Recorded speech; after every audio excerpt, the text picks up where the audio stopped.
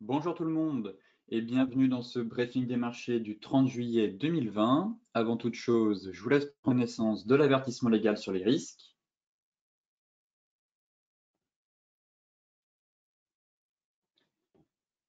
Et tout de suite, direction les marchés, en commençant bien évidemment par les bourses européennes qui ont terminé mercredi en ordre dispersé.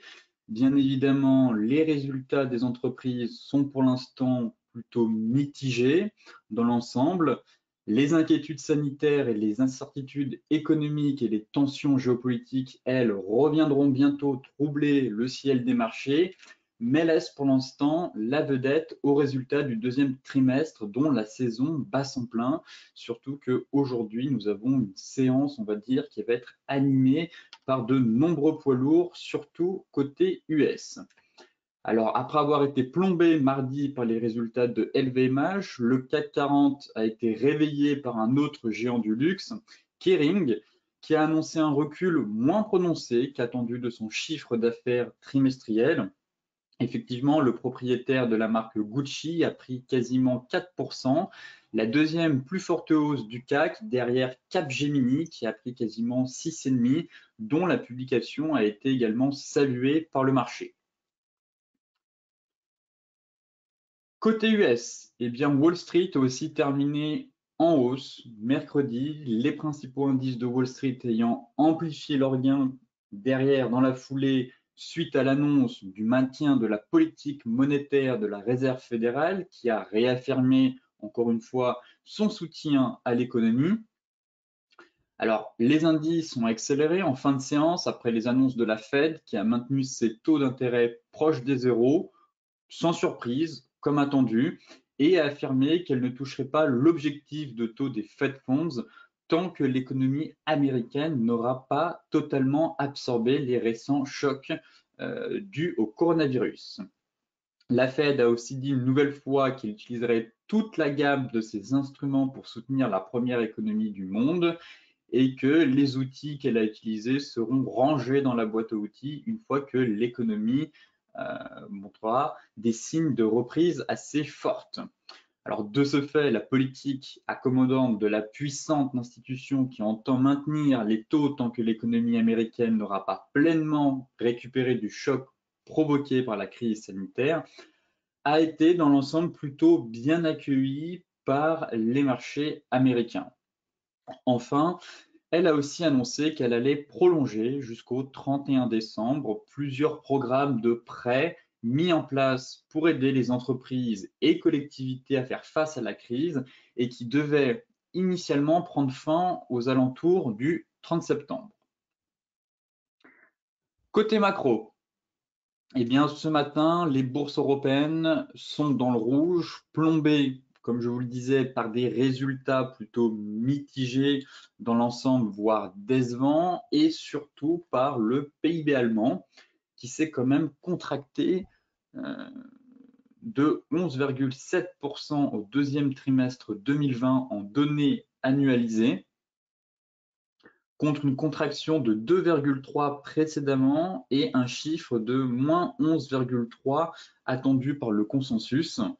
D'un trimestre sur l'autre, il a reculé effectivement de, comme on peut le voir ici, de 10,1% contre moins 2,2% au précédent trimestre et un consensus qui attendait plutôt un chiffre aux alentours de moins 9%. Donc, on est quand même sur une contraction assez forte et surtout historique.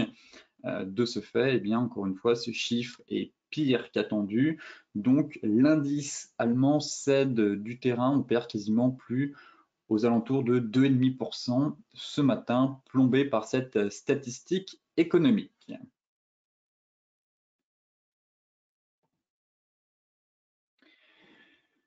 Côté US, eh bien, aujourd'hui, tous les regards vont être braqués sur les FANG, enfin essentiellement Facebook, Amazon, Apple et Alphabet, puisque ces 4 sociétés vont publier leurs résultats après la clôture ce soir. Donc là, c'est un graphique qui représente l'indice Nasdaq, l'indice S&P et l'indice FANG. Et on voit très clairement la surperformance et l'ascension assez fulgurante des FANG, surtout des FANGman. Pour rappel, les FANGman ont atteint un niveau de capitalisation record aux alentours de 7150 milliards de dollars, soit le PIB combiné de l'Allemagne et du Royaume-Uni. Voilà, ça vous permet juste de mettre les choses en perspective. Et surtout, qu'elles n'ont pas intérêt à décevoir ce soir. Là, actuellement, avec Facebook, Apple, Amazon et Alphabet, c'est quasiment environ 4800 dollars de capitalisation boursière qui va publier après la clôture. Donc, une séance extrêmement volatile nous attend entre demain, je pense aussi, et ce soir après la clôture. Et encore une fois, si on devait remettre les choses en perspective, la capitalisation boursière du CAC 40 représente, elle, environ 1500 milliards. Voilà, on est aux alentours de 1542 milliards pour être précis.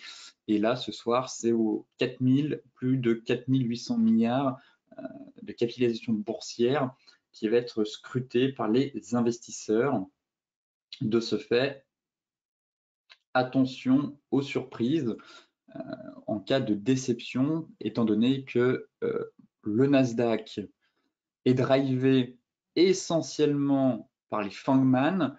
Je vous avais présenté un graphique la semaine dernière, il me semble, avec la pondération de l'ensemble de ces sociétés qui représentaient quasiment 50% de l'indice. Donc, à elles seules, ces 7 sociétés, en incluant Tesla, représentaient plus de 50% de l'indice. Donc là, effectivement, juste avec Apple, Facebook, Amazon et Alphabet, autant vous dire que ça risque de créer quelques secousses. Après la clôture, ce soir, les résultats sont attendus à partir de 22 h. Côté graphique maintenant, comme à l'accoutumée, on va s'intéresser au CAC 40.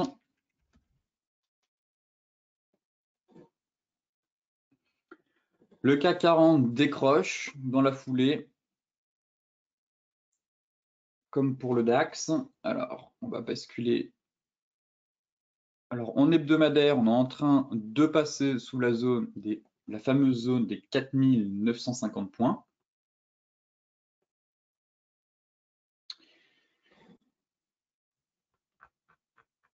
Et incursion sous la zone chaude, à savoir moyenne mobile 200, bas de canal hebdomadaire et zone de support horizontale. Voilà, donc là, pour l'instant, stratégie baissière qui semble se mettre en place suite à la sortie de ce triangle, bougie flux très clairement. On n'a pas de mèche, on est en train de faire un Marubozu baissier avec une bougie flux et impulsive. Donc pour l'instant, eh bien, plutôt, comme je vous le disais en début de semaine, une stratégie baissière, un scénario baissier à venir sur l'indice CAC 40. Effectivement, si la clôture se termine ainsi, eh bien voilà, on a vraiment un signal technique vendeur qui est en train de se mettre en place, je trouve, sur l'indice. Bougie flux, sûrement avec du volume, cassure de la MM50, cassure de la borne basse du canal et qui confirme justement cette sortie de triangle par le bas qui ouvre la voie en tout cas à 4700 dans un premier temps, puis un retour sur les 4550. En données 4 heures, on n'a pas plus d'informations. On voit qu'on a eu une belle bougie flux là, 4 heures qui viennent de se clôturer à l'instant sous cette zone. Alors, étant donné la volatilité, eh bien, j'ai envie de dire, ce n'est pas sûr à 100% qu'on ait un pullback sur les 4930. À voir quelle va être la réaction des marchés américains à l'ouverture, qui sont eux aussi dans le rouge. mais en cas d'accélération, eh bien, dans un premier temps, à court terme, c'est de viser les 4820. Et sinon, eh bien, si on mesure l'objectif théorique de cette sortie de triangle, comme je vous le disais, premier palier 4600, 4700 et pourquoi pas 4550, vraiment en cas de dégringolade de l'indice durant le mois d'août. Et souvent, l'histoire se répète en bourse et force est de constater que les périodes estivales sont aussi souvent propices à des corrections de marché, comme ça a été le cas en 2015 avec la chute du marché chinois. Là, pour l'instant, en tout cas, le marché semble répéter le passé et prendre la direction de la baisse pour rejoindre les différents niveaux de support. Le DAX, lui, qui chute lourdement ce matin, incursion sous les 12 775, derrière accélération. L'objectif, lui, n'a pas changé pour ma part, ça reste les 12 190 voire les 12 030 points. Si on se met en hebdo,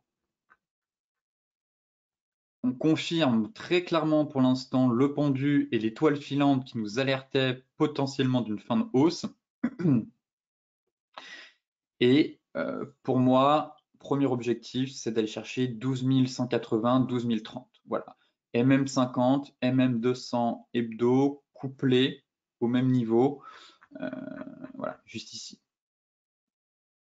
Donc là, on arrive proche de la MM50. On peut avoir une réaction du marché, bien évidemment, sur cette moyenne mobile. Mais pareil, on est quand même sur une bougie flux pour l'instant, quasiment -3.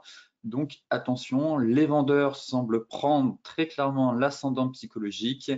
Et pour moi, je verrais bien une correction un peu plus profonde sur l'indice en direction, voilà, 12 200, 12 200, oui, 12 030. Et par contre, en dessous des 12 030, attention, là, ça deviendrait dangereux pour l'indice DAX et risque d'accélération vraiment pour rejoindre la fameuse zone ici en direction des 11 000. Mais là, c'est vraiment dans une optique de swing moyen terme. Pour ma part, mes objectifs étaient plutôt aux alentours de, voilà, de cette tranche-là, 12 190, 12 030 dans un premier temps.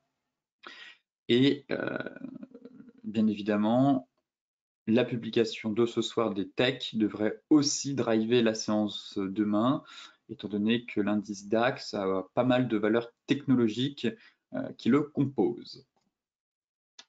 Le Dow Jones. L'oblique a tenu. L'oblique a tenu pour l'instant. On avait fait une petite cassure, mais pas vraiment, on peut dire, sur une bougie impulsive. Derrière, bon, on a rejoint notre zone. Le double top qui est clairement pas invalidé pour l'instant. On est revenu chercher sur pullback sous notre zone hebdomadaire. Toujours. Donc pour l'instant, les acheteurs n'ont pas vraiment l'ascendant psychologique étant donné qu'on est quand même sous résistance. Le chandelier, lui, n'est toujours pas invalidé, qu'on a échoué depuis 2-3 semaines maintenant sur cette résistance et pour le moment, ça cale, malgré les propos de la Fed, en tout cas, qui ont plutôt rassuré les marchés sur la politique ultra accommodante, enfin du moins la politique monétaire ultra accommodante que prévoit Jérôme Powell jusqu'à rétablissement, on va dire, de l'économie américaine. Mais pour l'instant, force est de constater que on a un marché qui est quand même à bout de souffle, qui semble calé. On va aller regarder les futurs pour voir un peu la dynamique actuelle. Et sur les futurs, voilà, on perd 1% pour l'instant et toujours ce double top qui est en place. On a refait un pullback assez agressif hier suite aux propos de Jérôme Powell. Et là, par contre, belle bougie flux qui casse ce niveau, encore une fois. Donc, pour l'instant, les vendeurs se manifestent, sortent du bois. Premier objectif pour moi qui n'a pas changé, encore une fois, je vois une correction sur les indices européens, mais aussi sur les indices américains, 25 700. Et derrière, en cas de mauvais résultats des GAFAM, on va dire, je verrais bien une poursuite de la baisse en direction de la fameuse zone de polarité, comme évoqué ici, en direction des 25 800 points. À court terme, 25 700, moyen terme, 24 700. L'euro-dollar. L'euro-dollar qui se stabilise pour l'instant, qui travaille, qui joue, on va dire, avec sa fameuse résistance des 1,1745 en hebdomadaire. Bon, toujours capé pile poil sous ce niveau, cette fameuse zone de polarité aux alentours de 1,1745, 1,1755, une petite zone de 10 pips environ. On a fait de l'excès, on est venu chercher l'objectif théorique hier de notre drapeau, juste ici, au point près. Donc, objectif atteint au pips près, mais l'euro reste fort. L'euro reste fort pour l'instant, le dollar faiblit, pas de signal de retournement, en tout cas, voire de retracement. On travaille, on tricote et on peut très bien consolider avant peut-être d'aller chercher les 1,1875 voire les 1,20. Certes, je m'attends à un retracement en règle générale, un pullback sur cette oblique. Je reste convaincu que l'euro va sûrement réaliser un pullback en direction des 1,1590 avant de repartir. Mais si j'affine, pour l'instant, tendance haussière, flux extrêmement haussier, et il est trop tôt pour parler de consolidation, enfin, du moins de retracement, étant donné que sur toutes les unités de temps, là, on n'a pas de signal de retournement, que ce soit l'indicateur, RSI, les prix. Au contraire, peut-être si j'ajuste au contraire le range en prenant les mèches, le range 4 heures ici, voilà, un range. Donc, consolidation autour de 1,17, 1,1785. Et l'euro, en tout cas, semble reprendre son souffle après ce puissant rallye. Donc, soyons patients et attendons d'avoir soit des signaux pour un retracement pour un pullback, ou peut-être qu'on va directement aller chercher les 1,1875. Mais pour le moment, objectif majeur atteint du drapeau, consolidation, et on manque encore un peu de visibilité, je dirais, pour établir un prochain scénario. Mais force est de constater que le plan de relance a quand même bien dopé l'euro et que l'euro reste encore très très fort. L'euro NZD justement. L'euro NZD, très belle configuration technique, on en parlait dans les stratégies bourse. J'ai fait le suivi de cette paire qui pour moi envoie un signal très clair de redémarrage haussier, que ce soit via voilà, ce sera un peu plus propre, que ce soit via ce triangle, cette sortie de triangle qu'on a eu pour celles et ceux qui ont peut-être pu se positionner ici, sortie de triangle descendant suite à la cassure ici MM200 et MM50.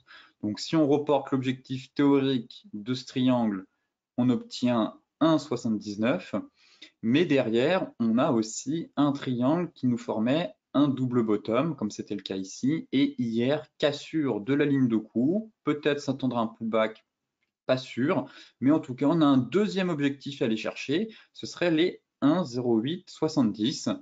Ce niveau correspond pas à grand-chose, autant les 1,79 ici, 10, on est proche d'une résistance, autant là, on est un peu au milieu du désert, c'est pour ça que penser à remonter ses stops, à prendre quelques bénéfices, mais en cas de cassure, se dire pourquoi pas avoir un pullback et aller chercher la fameuse zone qui pour moi me paraît importante et pertinente, c'est les 1,8255. Mais là, on assiste vraiment à un redémarrage haussier de la paire avec de beaux, en tout cas, de beaux objectifs swing à venir. L'USD CAD, faiblesse du pétrole actuellement, USD CAD, pareil, Signal technique haussier en cours, magnifique avalement qui est en train de se produire. On en parlait aussi dans les stratégies bourse, étant donné que possible, enfin du moins anticipation du range à venir sur zone de polarité de moyen terme. Donc là, très clairement, on est dans une zone technique sur support, des signaux de retournement ici. Si on affine en données 4 heures, on se rend compte qu'on avait bien la divergence 4 heures ici qui était à surveiller, qui vient d'être validée, enfin, qui a été validée hier, en tout cas mardi. Donc une divergence haussière, et si on affine, pareil, on a quand même un très beau double bottom, voilà, qui est en train d'être validé ici. Double bottom, donc pas trop tard, je dirais, pour entrer en position. Double bottom, cassure de la MM50, pourquoi pas avoir un pullback, redémarrage haussier pour viser 1,3515, puis retour sur la borne haute, étant donné qu'on anticipe ce range dans un premier temps. Donc, viser le milieu de range, le point d'équilibre vers les 1,3515, et 2, d'aller chercher les 1,37.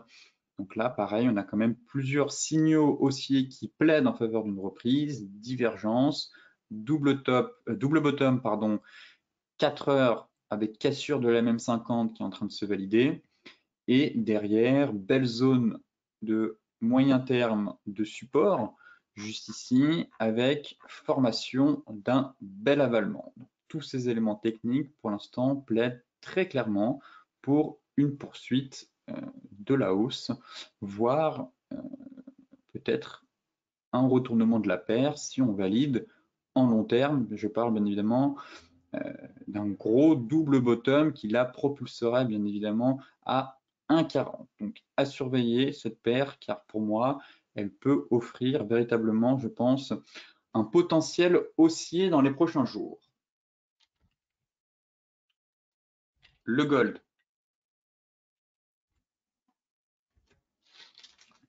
Stabilisation du gold. Le gold marque une pause après son précédent rallye.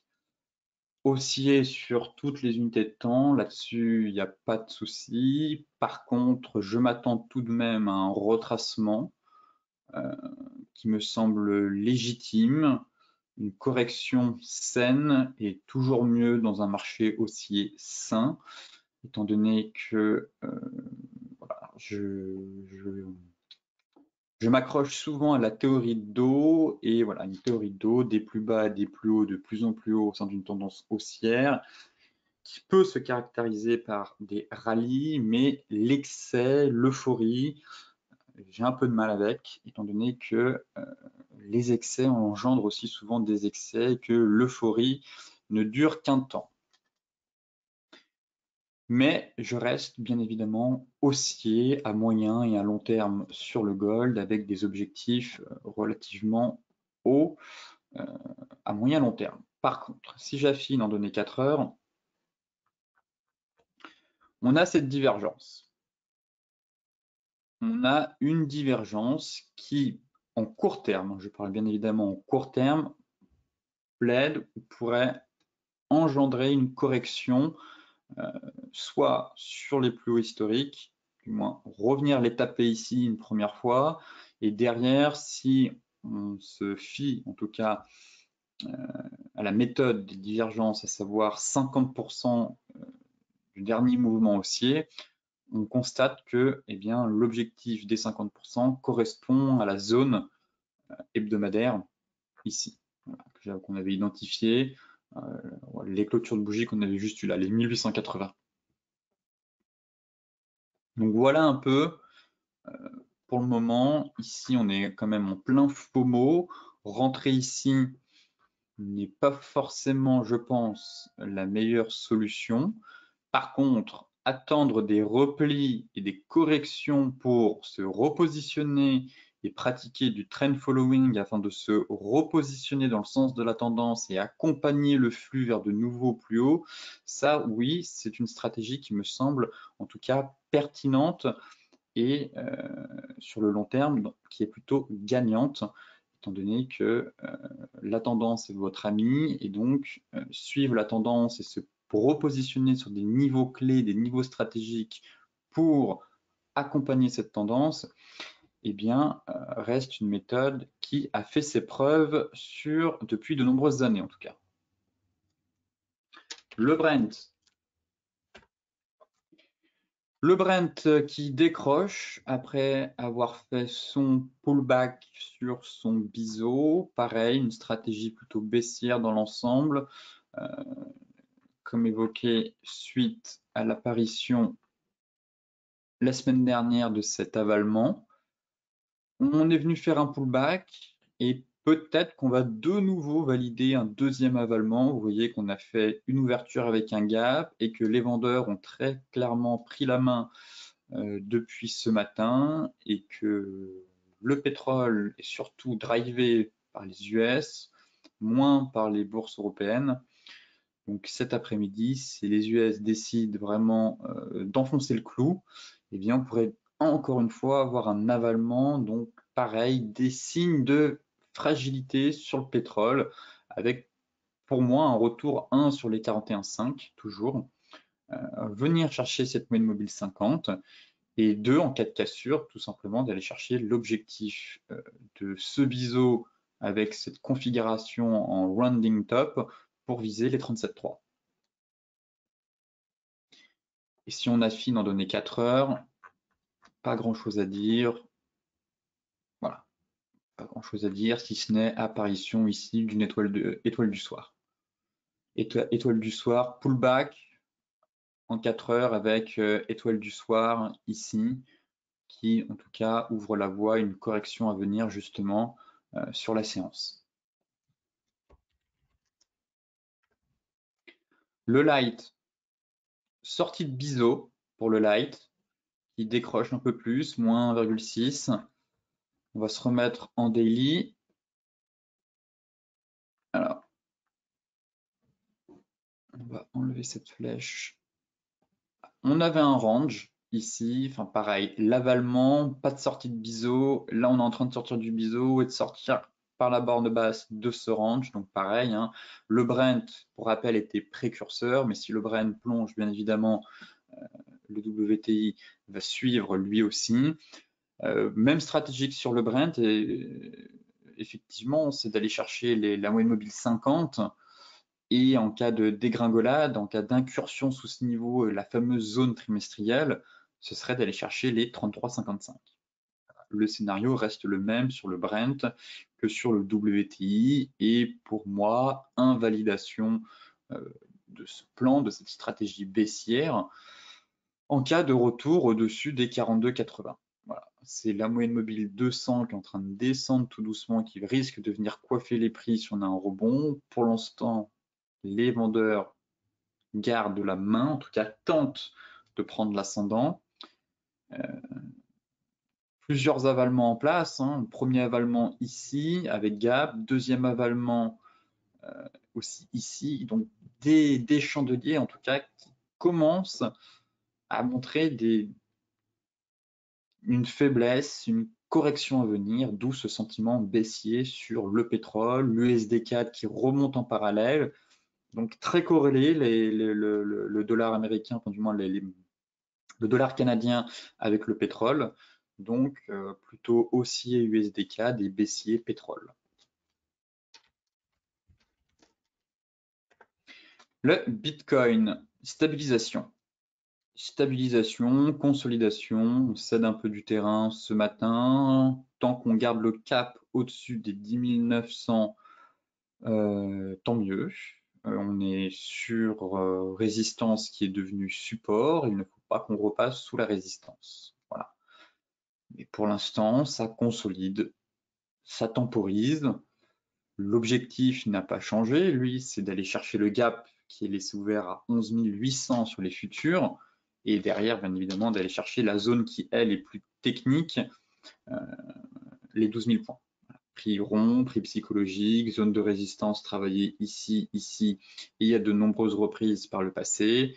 Donc, objectif majeur 12 000, objectif, on va dire, de prix d'un point de vue de psychologie des investisseurs pour aller chercher les trous de cotation qui sont restés ouverts 11 008 et signale de nouveau bull run au-dessus de cette zone pour aller chercher 14 000. Voilà. Zone chaude, très clairement ici. Zone chaude, et là on pourrait consolider, stabiliser, enfin se stabiliser. Et par contre, nouveau bull run à prévoir en cas de franchissement de cette zone-là. Mais à court terme, stabilisation, si on affine en données 4 heures, divergence quand même, divergence à surveiller. Toutefois, je ne la valide pas, enfin du moins, la divergence bien évidemment est validée, mais on ne vend pas un support, voilà, tout simplement. Donc, celles et ceux qui sont plutôt baissiers sur le Bitcoin, qui veulent un retracement pour aller chercher la MM50, eh bien, il faut attendre une clôture sous les 10 900 $. Car là, vendre ici, c'est vendre un support. Et même si on a eu une confirmation, hein, vous voyez que l'indicateur RSI est repassé sous le bruit et sous la zone de surachat, mais le signal a été validé sur support. Donc on évite, tout simplement pour éviter de se prendre un bear trap et qu'au final ce soit un range et que derrière on sort par le haut. Là on a quand même un beau rallye, d'où l'importance de confirmer par une cassure de la résistance. Pour le moment on est dans une phase de consolidation. Par contre, en cas de cassure, effectivement, on pourra aller chercher le niveau des 50.